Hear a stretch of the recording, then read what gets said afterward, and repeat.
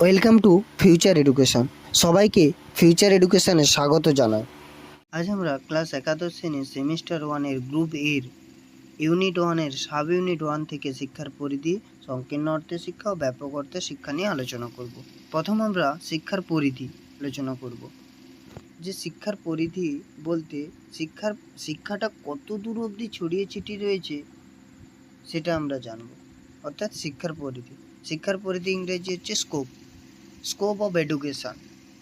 তাহলে শিক্ষার পরিধি মানব শিশু জন্মের পর থেকে জীবনের শেষ দিন পর্যন্ত প্রাকৃতিক ও সমাজ সাংস্কৃতিক পরিবেশ থেকে প্রতিনিয়ত কিছু না কিছু শিক্ষা লাভ করছে।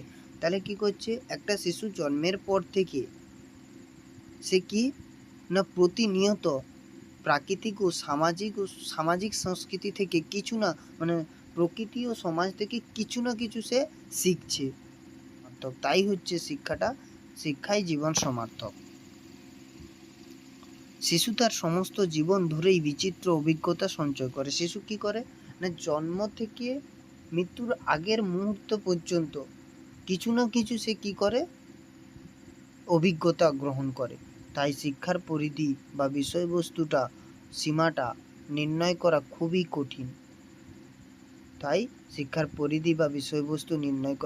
কঠিন। নিম্নে আমরা পরিধি আলোচনা করলাম। প্রথম, দার্শনিক ভিত্তি। শিক্ষা বিভিন্ন দার্শনিক মতবাদ, আদর্শবাদ, প্রকৃতিবাদ, প্র্যাগম্যাটিজম এগুলো দ্বারা প্রভাবিত। তাহলে শিক্ষাটা বিভিন্ন দার্শনিক মতবাদ দ্বারা প্রভাবিত, যেমন প্রকৃতিবাদ, তারপর আদর্শবাদ, এগুলো দ্বারা প্রভাবিত। এগুলো শিক্ষার উদ্দেশ্য ও পদ্ধতি নির্ধারণ করে। এগুলো কি না, শিক্ষার উদ্দেশ্য ও পদ্ধতিটা নির্ধারণ করে। 2 নম্বর পয়েন্ট মনোবৈজ্ঞানিক ভিত্তি। শিক্ষার্থীর বুদ্ধি, চাহিদা, আবেগ ইত্যাদির ভিত্তিতে শিক্ষণ পদ্ধতি নির্ধারণ হয়। তাহলে মনোবৈজ্ঞানিক ভিত্তিতে আমরা কি বলছি, শিক্ষার্থীর বুদ্ধি, চাহিদা, আবেগ ইত্যাদির ভিত্তিতে শিক্ষণ পদ্ধতি নির্ধারিত হয়। সমাজতত্ত্বমূলক ভিত্তি। শিক্ষা সমাজের সংস্কৃতি, মূল্যবোধ ও ঐতিহ্য হস্তান্তর করে ও সামাজিক পরিবর্তন ঘটায়। তাহলে শিক্ষা কি করে, সমাজের কি করে, সংস্কৃতি, মূল্যবোধ ও ঐতিহ্য হস্তান্তরে ও সামাজিক পরিবর্তন ঘটায়। শিক্ষাতত্ত্ব শিক্ষার পদ্ধতি, উপাদান, উদ্দেশ্য ইত্যাদি বিশ্লেষণ করে। তাহলে শিক্ষাতত্ত্বটা কি করে না, শিক্ষার পদ্ধতি, উপাদান, উদ্দেশ্য ইত্যাদি বিশ্লেষণ করে। তারপরে রয়েছে প্রযুক্তিবিদ্যার প্রভাব, স্মার্ট ক্লাস, অনলাইন শিক্ষা, ডিজিটাল টুলস ইত্যাদি শিক্ষাকে আধুনিক করেছে।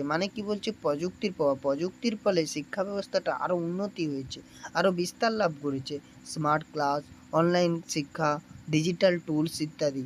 এরপরে রয়েছে ব্যক্তি স্বাতন্ত্র্য। প্রতিটি শিক্ষার্থীর আলাদা বৈশিষ্ট্য থাকায় তাদের উপযোগী শিক্ষা দরকার। তাহলে প্রত্যেকটা শিক্ষার্থীর আলাদা বৈশিষ্ট্য থাকায় তাদের জন্য আলাদা আলাদা উপযোগী শিক্ষার ব্যবস্থা দরকার হয়ে পড়ে। পাঠ্যক্রম পাঠ্যক্রমটা শিক্ষার এমনভাবে তৈরি করতে হবে যাতে শিক্ষার্থীর উপযোগী করে গড়ে তোলা। পাঠ্যক্রমটা এমনভাবে তৈরি করতে হবে যাতে শিক্ষার্থী সহজে সেটাকে গ্রহণ করতে পারে। এরপরে রয়েছে শিক্ষা প্রশাসন। শিক্ষা প্রশাসনের কাজ হচ্ছে শিক্ষাটা কিভাবে পরিচালনা করবে, কিভাবে নিয়ন্ত্রণ করবে, কিভাবে পরিকল্পনা করবে ও মূল্যায়ন নিশ্চিত করবে। এরপরে হচ্ছে রাশিবিজ্ঞান। রাশিবিজ্ঞানের মাধ্যমে বিভিন্ন মাপকাঠি ও পরিসংখ্যান ব্যবহার করে শিক্ষার মান নিম্নরূপ করা। মূল্যায়ন শিক্ষার্থীর অগ্রগতি ও শিক্ষণ দক্ষতা যাচাই করার পদ্ধতি। মূল্যায়ন বলতে একজন শিক্ষার্থী কতটা শিখেছে তার জন্য মূল্যায়ন ব্যবস্থা করতে হবে। শিক্ষণ পদ্ধতি শিক্ষণ পদ্ধতিটা কীরকম হবে, শিক্ষক শিক্ষার্থী মিলে শেখার প্রক্রিয়া সম্পন্ন করবে। উপসংহার বা মন্তব্য, শিক্ষার পরিধি অত্যন্ত বিস্তৃত এবং প্রতিটি দিক একে অপরের সঙ্গে সমোপযোগী করে তোলে, প্রত্যেকটা দিক একে অপরের সাথে সম্পর্কযুক্ত। এখান থেকে আমাদের এমসিকিউ থাকতে পারে যে শিক্ষার ত্রিমেরু তত্ত্ব কোন ভিত্তির অন্তর্গত। তাহলে কি বলছি কোশ্চেন না, শিক্ষার ত্রিমেরু তত্ত্ব কোন ভিত্তির অন্তর্গত। অপশান এ প্রযুক্তিগত, অপশান বি শিক্ষাতত্ত্ব, অপশান সি সমাজতত্ত্ব, অপশান ডি প্রশাসনিক। তাহলে উত্তর কী হবে? শিক্ষা তত্ত্ব। এবার আমরা সংকীর্ণ অর্থে শিক্ষা বলতে কী বুঝো এবং এর বৈশিষ্ট্যগুলি আলোচনা করব। সংকীর্ণ অর্থে শিক্ষা সংকীর্ণ অর্থে শিক্ষা কি? যেটা আমরা বিদ্যালয় থেকে অর্জন করছি বা বই থেকে অর্জন করছি, সেটাই হচ্ছে সংকীর্ণ অর্থে শিক্ষা। যে আমরা প্রথাগত শিক্ষার মধ্য দিয়ে স্কুল, কলেজ, বিশ্ববিদ্যালয়ের মধ্যে যে পুঁথিগত বিদ্যা অর্জন করি, তার ফলে যে ডিগ্রি, ডিপ্লোমা ও সার্টিফিকেট লাভ করি, তাই হলো সংকীর্ণ অর্থে শিক্ষা। তাহলে কি স্কুল, কলেজ, বিদ্যালয় থেকে যে শিক্ষাটা লাভ করি, তার ফলে যে ডিগ্রি, ডিপ্লোমা ও সার্টিফিকেট লাভ করি, তাই হচ্ছে সংকীর্ণ অর্থে শিক্ষা। এই প্রসঙ্গে ম্যাকেনজি বলেছেন, সংকীর্ণ অর্থে শিক্ষা হলো ক্ষমতার বিকাশ ও চর্চা করার যে কোনো সচেতন প্রয়াসকে। তাহলে সংকীর্ণ অর্থে শিক্ষা হচ্ছে ক্ষমতার বিকাশ ও চর্চা করার যে কোনো সচেতন প্রয়াসকে বোঝায়। শিক্ষাবিদ জেমস ডেভারের মতে সংকীর্ণ অর্থে শিক্ষা হলো এমন একটি প্রক্রিয়া যার মধ্যে শিশুর জ্ঞান, চরিত্র এবং আচরণের পরিবর্তন ঘটে। তাহলে সংকীর্ণ অর্থে শিক্ষা হলো এমন একটি প্রক্রিয়া যার মধ্যে শিশুর জ্ঞান, চরিত্র এবং আচরণ পরিবর্তন ঘটে। এবার বৈশিষ্ট্য। সংকীর্ণ অর্থে শিক্ষার সংজ্ঞা বিশ্লেষণ করে যে সকল আমরা বৈশিষ্ট্যগুলো পেয়ে থাকি, সেগুলো আমরা নিম্নে আলোচনা করলাম। প্রথম হচ্ছে জ্ঞান বৃদ্ধি। বিভিন্ন পাঠ্যক্রমের উপর ভিত্তি করে শিক্ষার্থীর জ্ঞান বৃদ্ধি করা হলো সংকীর্ণ অর্থে। বিভিন্ন পাঠ্যক্রম এর উপর ভিত্তি করে শিক্ষার্থীর জ্ঞান বৃদ্ধি করাই হচ্ছে সংকীর্ণ অর্থে শিক্ষা। 2. সামাজিক স্বীকৃতি। স্কুল, কলেজ, বিশ্ববিদ্যালয়ে পড়াশোনার পর পরীক্ষার মাধ্যমে যে ডিগ্রি, ডিপ্লোমা লাভ করছি, তার উপর নির্ভর করে সামাজিক স্বীকৃতি লাভ হয়। এরপর হচ্ছে চাহিদা অবহেলিত। চাহিদা অবহেলিতর মধ্যে কী আছে? এখানে শিক্ষার্থীর চাহিদাকে গুরুত্ব দেওয়া হয় না। তাহলে এখানে শিক্ষার্থীর কোনো চাহিদাকে গুরুত্ব দেওয়া হয় না। শিক্ষক তার নির্দিষ্ট ছাঁচে শিক্ষার্থীকে গড়ে তোলার চেষ্টা করে। এখানে শিক্ষক তার নিজের মতো করে শিক্ষার্থীকে গড়ে তোলার চেষ্টা করছে। শিক্ষার্থীর নিজের চাহিদা ও সামর্থ্য অনুযায়ী শিক্ষা লাভের সুযোগ পায় না। এখানে শিক্ষার্থী তার নিজের চাহিদা ও সামর্থ্য অনুযায়ী শিক্ষাটা লাভের সুযোগ পায় না। দাতা ও গ্রহীতা সম্পর্ক। এখানে শিক্ষক দাতা হিসাবে কিছু দান করেন এবং শিক্ষার্থী কি করেন? গ্রহীতা হিসাবে সেটাকে গ্রহণ করেন। শিক্ষক এখানে দাতা হিসাবে কিছু দান করেন, কিছু বলেন এবং শিক্ষার্থী সেটাকে কি করে? গ্রহণ করে। একমুখী প্রক্রিয়া। শিক্ষাটা হচ্ছে একমুখী প্রক্রিয়া। কারণ কি? এখানে শিক্ষার্থী হচ্ছে নিষ্ক্রিয়, অর্থাৎ শিক্ষার্থীর এখানে কোনো ভূমিকা নেই। এখানে শিক্ষক কি করবেন? শিক্ষক যা বলেন শিক্ষার্থী তাই গ্রহণ করে। শিক্ষার্থী সেই জ্ঞান গ্রহণ করা ছাড়া আর কোনো কিছু উপায় থাকে না। শিক্ষার্থীর সেই জ্ঞান গ্রহণ করা ছাড়া আর কোনো কিছু উপায় থাকে না। বিদ্যালয় ও পুঁথিকেন্দ্রিক। শিক্ষার্থীরা এখানে নির্দিষ্ট সময়ে নির্দিষ্ট বিষয় বিদ্যালয়ের 4 দেওয়ালের মধ্যে আয়ত্ত করে। শিক্ষার্থীরা কি করে? একটা বিদ্যালয়ের 4 দেওয়ালের মধ্যে কি করেন? দেওয়ালের মধ্যে শিক্ষাটা লাভ করে। শিক্ষার্থী পুঁথিবিদ্যা অর্জনের মাধ্যমে ডিগ্রি ও ডিপ্লোমা সার্টিফিকেট সংগ্রহ করে। শিক্ষার্থী কি করে? পুঁথিগত বিদ্যার মাধ্যমে ডিগ্রি, ডিপ্লোমা সার্টিফিকেট লাভ করে। পরীক্ষা কেন্দ্রিক। সংকীর্ণ অর্থে শিক্ষার লক্ষ্য হলো স্কুল, কলেজ, বিশ্ববিদ্যালয়ের পরীক্ষার সফল হওয়া এবং কি করে? ডিগ্রি, ডিপ্লোমা ও সার্টিফিকেট সংগ্রহ করা।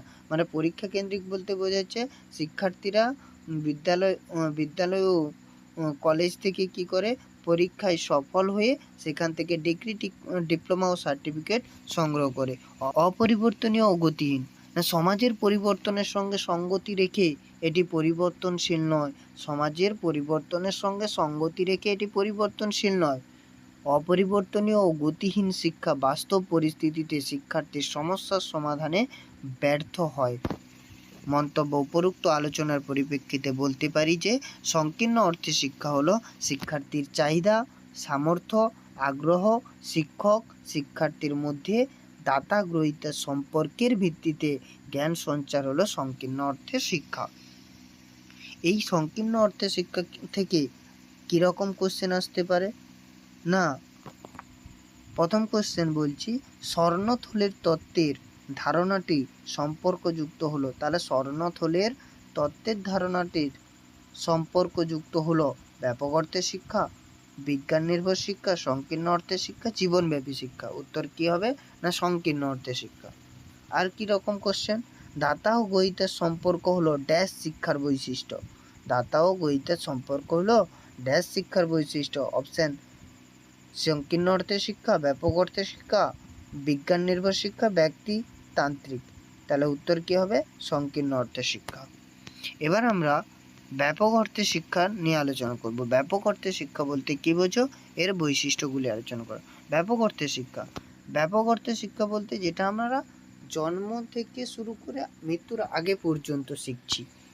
ব্যাপক অর্থে শিক্ষা হলো মানুষের বা ব্যক্তির বা শিশুর সারা জীবনব্যাপী শিক্ষা চলতে থাকে। তাহলে ব্যাপক অর্থে শিক্ষা হলো মানুষের বা ব্যক্তির বা শিশুর সারা জীবনব্যাপী শিক্ষাটা চলতে থাকে, অর্থাৎ শিশুর জন্ম থেকে মৃত্যু পর্যন্ত যে শিক্ষা গ্রহণ করে তাই হলো ব্যাপক অর্থে শিক্ষা। তাহলে শিশুর জন্ম থেকে মৃত্যুর আগে পর্যন্ত যে শিক্ষাটা গ্রহণ করে তাই হচ্ছে ব্যাপক অর্থে শিক্ষা।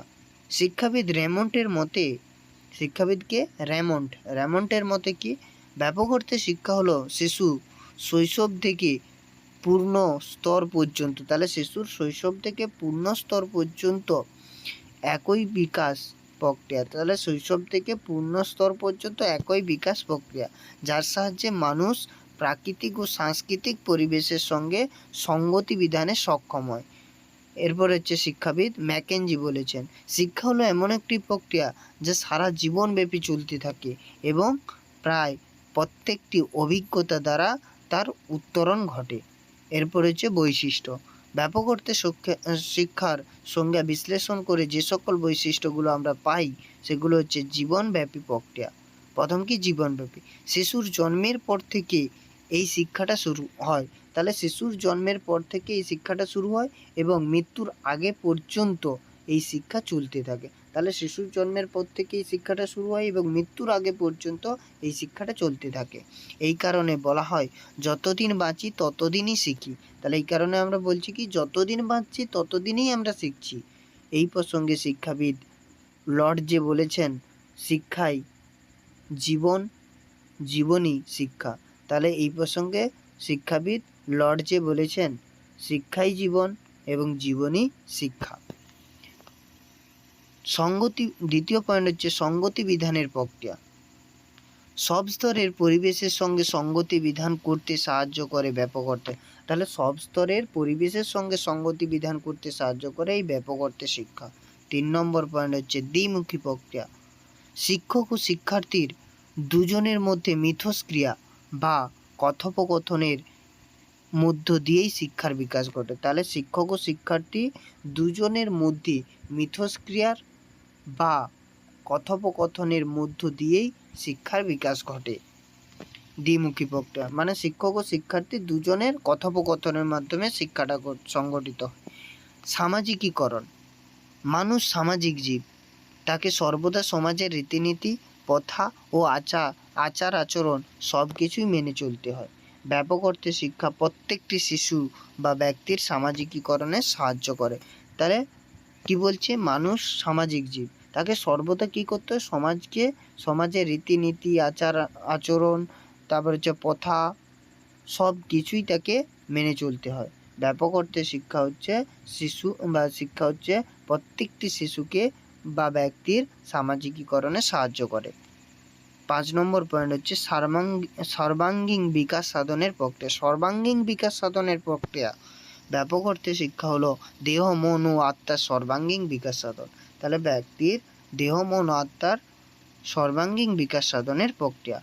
6 নম্বর পয়েন্ট হচ্ছে শিক্ষার্থীর চাহিদা ও প্রবণতা ভিত্তিক। শিক্ষার্থীর চাহিদা ও প্রবণতা ভিত্তিক, শিক্ষার্থী তার নিজের চাহিদা প্রবণতা অনুযায়ী যে কোনো সময় যে কোনো বিষয়ে শিক্ষা লাভ। তাহলে শিক্ষার্থী কী করে, তার চাহিদা ও প্রবণতা অনুযায়ী যে কোনো সময় যে কোনো বয়সে শিক্ষা লাভ করতে পারে। এরপর হচ্ছে শিশুকেন্দ্রিক শিক্ষা। ব্যাপক অর্থে শিক্ষা শিশু বা শিক্ষার্থীর চাহিদা, আবেগ, রুচি, পছন্দ, অপছন্দ প্রভৃতির ওপর ভিত্তি করে শিক্ষা দেওয়া হয়। তাই ব্যাপক অর্থে শিক্ষার একটি গুরুত্বপূর্ণ বৈশিষ্ট্য হচ্ছে শিশুকেন্দ্রিক শিক্ষা। তাহলে কি বলছি না, শিশুকেন্দ্রিক শিক্ষা, ব্যাপক অর্থে শিক্ষা শিশু বা শিক্ষার্থীর চাহিদা, আবেগ, রুচি, পছন্দ প্রভৃতির উপর ভিত্তি করেই শিক্ষাটা দেয়। তাই ব্যাপক অর্থে শিক্ষা হচ্ছে একটি গুরুত্বপূর্ণ বৈশিষ্ট্য হচ্ছে শিশুকেন্দ্রিক শিক্ষা।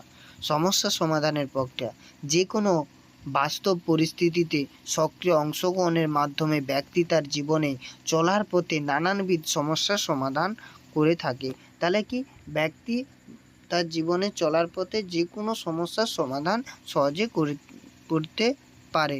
এটা হচ্ছে ব্যাপক অর্থে শিক্ষার আর একটা বৈশিষ্ট্য। আচরণের পরিবর্তন: না, ব্যাপক অর্থে শিক্ষা হলো ব্যক্তিকে তার পুরনো আচরণ ত্যাগ করে নতুন আচরণ সম্পাদন করার যোগ্যতা দান করে। তাহলে কি করে? না, ব্যাপক অর্থে শিক্ষা শিক্ষার্থীর পুরনো আচরণকে বাদ দিয়ে তার নতুন আচরণ গঠন বা সম্পাদনে তাকে সাহায্য করে। মূল্যবোধের শিক্ষা: মূল্যবোধের শিক্ষা না, ব্যাপক অর্থে শিক্ষার মধ্যে শিক্ষার্থীদের সহযোগিতা, সহমর্মিতা, দেশাত্মবোধ প্রভৃতি মূল্যবোধের বিকাশ ঘটায়। তাহলে কি বলছি? ব্যাপক অর্থে শিক্ষা শিক্ষার্থীর সহযোগিতা, সহমর্মিতা ও দেশাত্মবোধ প্রভৃতির মূল্যবোধের বিকাশ ঘটায়। মন্তব্য: উপরোক্ত আলোচনা থেকে আমরা বলতে পারছি যে ব্যাপক অর্থে শিক্ষা হলো একটা জীবনব্যাপী প্রক্রিয়া যা ব্যক্তিকে নতুন নতুন অভিজ্ঞতা অর্জন ও পরিবর্তনশীল পরিবেশের সঙ্গে সমার্থকভাবে মানিয়ে নিতে সাহায্য করে, সমাজে বিভিন্ন দায়িত্ব পালনে উপযোগী করে তোলে। এখান থেকে আমাদের কি কোশ্চেন হতে পারে? না, বর্তমান সমাজ পরিস্থিতিতে তুমি কোন অর্থের শিক্ষাকে বেশি গ্রহণযোগ্য বলে মনে করো? তাহলে বর্তমান সমাজ পরিস্থিতিতে তুমি কোন অর্থের শিক্ষাকে বেশি গ্রহণযোগ্য বলে মনে করো? সংকীর্ণ অর্থে শিক্ষা, ব্যাপক অর্থে শিক্ষা, সংকীর্ণ ও ব্যাপক অর্থে শিক্ষা কোনোটিই নয়। উত্তর কি হবে? না, ব্যাপক অর্থে শিক্ষা।